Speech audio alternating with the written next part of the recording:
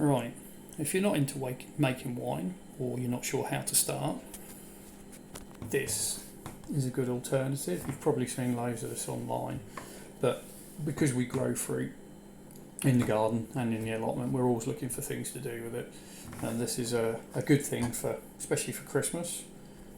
And they're liqueurs. You can make your own liqueurs pretty easily. I mean, you've probably all heard of sloe gin. We're not really fans of gin, so we're using other spirits basically. And these are basically two preserving jars with blackcurrants in, and one with blackberries. And we've tried vodka before, which works quite well. Gin you can use as well.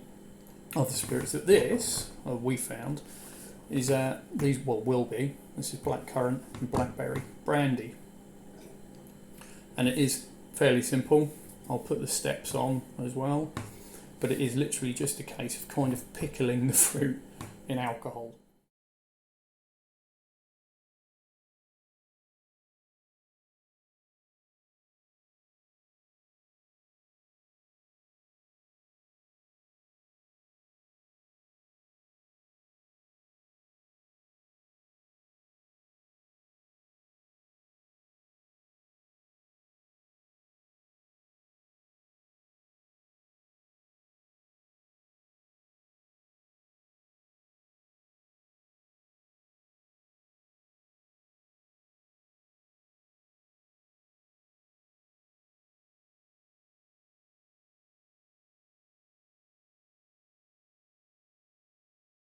So in the case of the blackcurrants and the blackberries, all I've done is taken one of these. These are a litre, I think, these jars, these kilner jars, preserving jars. And in there I've put 200 grams of sugar, 200 grams of fruit, blackcurrants, blackberries, and then topped it up with brandy. Now you can use a cheap brandy, or you can buy something more expensive. There's not really much point in going top of the range brandy, because you're not going to notice how much difference. Some of the cheaper brandies though can be a little bit, for want of a better way of putting it, rough. So I went for a half decent one. These will be ready for Christmas.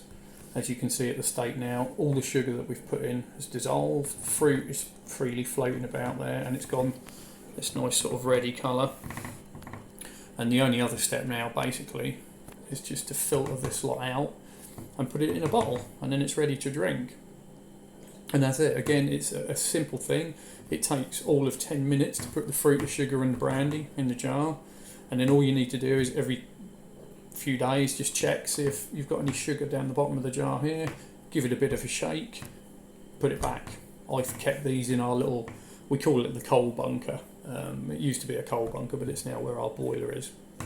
So it's a constant temperature in there, which is where we put the wines as well. It's dark, so it's a good temperature and it's dark.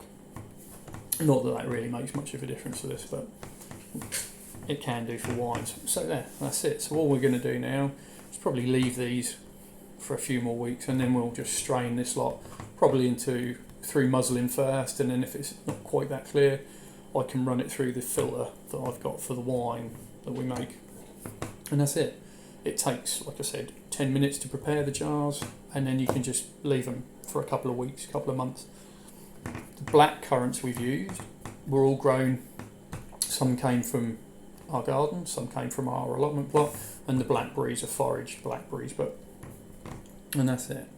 It's not a difficult thing to do, and all you really need is jars. You can use bottles as well, something with a lid that you can close, and that's it.